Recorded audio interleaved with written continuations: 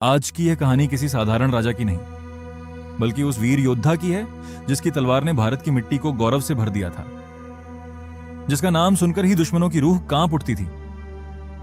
यह कहानी है पृथ्वीराज चौहान की, भारत के इतिहास का वह स्वर्णिम पन्ना जिसे समय ने मिटाने की कोशिश की, लेकिन यादों ने हमेशा जिंदा रखा।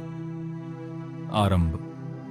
एक वीर बालक का जन्म 12वीं शताब्दी का भारत, राजस्थान की धरती पर एक राजपूत वंश में एक बालक जन्म लेता है। उसका नाम रखा गया पृथ्वीराज। बचपन से ही उसमें कुछ अलग था। जहां दूसरे बच्चे खेलते थे, वहां वह तीर कमान और तलवार के साथ अभ्यास करता था।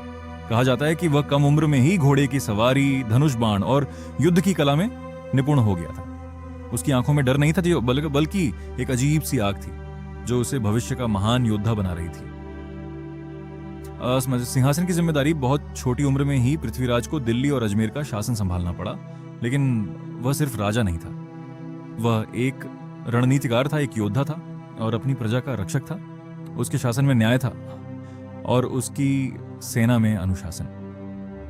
उसने कई छोटे छोटे युद्ध जीते और अपने साम्राज्य को मजबूत किया। युद्ध और वीरता की शुरुआत उस समय भारत में कई छोटे छोटे राजा थे और उत्तर पश्चिम की ओर से विदेशी आक्रमण लगातार बढ़ रहे थे। सबसे बड़ा खतरा बनकर सामने आया मोहम्मद गोरी। पहली बार दोनों सेनाओं का सामना हुआ और पृथ्वीराज ने गोरी को हराकर उसे जीवित छोड़ दिया। यह भी उसका दयालु स्वभाव था, लेकिन यही दया आगे चलकर इतिहास का मोड़ बन गई। दूसरा युद्ध, तराइन की निर्णायक लड़ाई। कुछ समय बाद फिर युद्ध हुआ। यह था इतिहास का सबसे महत्वपूर्ण युद्ध, तराइन का दूसरा युद्ध। इस बार गौरी पूरी तैयारी के साथ आया था और पृथ्वीराज की सेना अंदरूनी कमजोरियों और रणनीति की कमी से जूझ रही थी। भयंकर युद्ध हुआ। धरती कांप उठी, तलवारें चमक रही थीं और हवा में सिर्फ युद्ध का शोर था। लेकिन इस बार परिणाम अलग था। पृथ्वीराज पराजित हो गए और उन्हें बंदी बना लिया गया। कैद, और अंतिम समय कैद में भी पृथ्वीराज का साहस कम नहीं हुआ। कहा जाता है कि उन्होंने अपनी बहादुरी और आत्मसम्मान कभी नहीं छोड़ा और यहीं इतिहास के कई संस्करण अलग हो जाते हैं।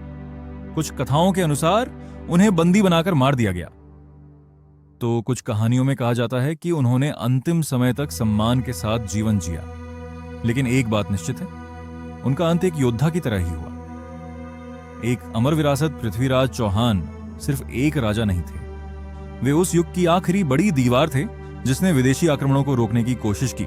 उनकी कहानी हमें सिखाती है कि वीरता सिर्फ जीत में नहीं होती, बल्कि लड़ने के जज्बे में होती है। उनकी हार भी इतिहास बन गई और उनका नाम अमर हो गया। लोक कथाएं और सच्चाई। उनके जीवन पर कई ग्रंथ और लोक कथाएं लिखी गईं, जिनमें सबसे प्रसिद्ध है पृथ्वीराज रासो। लेकिन इतिहासकार मानते हैं कि इसमें कई बातें अतिशयोक्ति भी हो सकती हैं। फिर भी पृथ्वीराज चौहान का वास्तविक योगदान इतना महान है कि उसे किसी प्रमाण की जरूरत नहीं। आज भी जब भारत के वीर योद्धाओं की बात होती है तो पृथ्वीराज चौहान का नाम सबसे पहले लिया जाता है। वे हमें सिखाते हैं कि हार केवल शरीर की हो सकती है, आत्मा की नहीं। उनकी तलवार भले ही रुक गई हो, लेकिन उनका साहस आज भी जीवित है। और इस तरह खत्म होती है एक ऐसे सम्राट की कहानी जिसने इतिहास में हारकर भी अमरता हासिल कर ली। पृथ्वीराज चौहान, भारत का वह सूरज जो भले ही डूब गया, लेकिन उसकी रोशनी आज भी इतिहास को रोशन कर रही है। ऐसे ही और ऐतिहासिक कहानियों को जानने के लिए हमारे चैनल को सब्सक्राइब कीजिए।